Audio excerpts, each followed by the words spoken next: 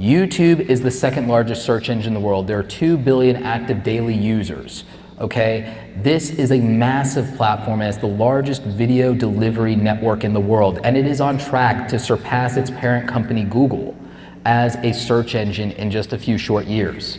I also want you to remember that it's a visual platform. You can demonstrate your value. You know, we say show and tell or show, don't tell. If you have a product, if you have a service, if you have experience, if you have something that you're doing with your life, you can demonstrate that and you can add that value to people wherever they are in the world.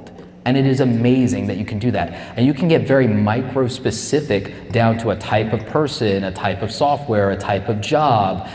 You can speak to the experiences that are unique to someone in your position. There are so many people with families that have children with disabilities that I see making content for those other families that, you know, don't have somebody, they've never had that experience. They have someone they can reach out to now, or somebody who can give them a little bit of advice that may not be within arm's reach of them. There might be no one in their local community who can provide that value.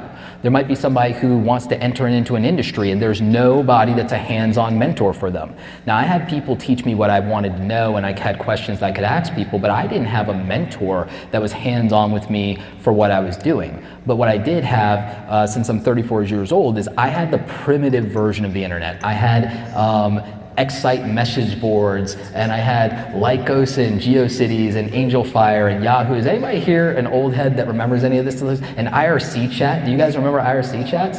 And applets? Yeah, so like I was really invested in that stuff from the time I was 13 years old, and I spent my days on the internet just finding information and finding nuggets, filling in the gaps in my knowledge. And there are people out there that you can provide that value for. There are people that you can pass on your experience, your knowledge, or the life that you've lived. You know, we had Grandma Potty Mouth, we had her up here, we had Peggy up here. You know, she's lived this tremendous life, you know?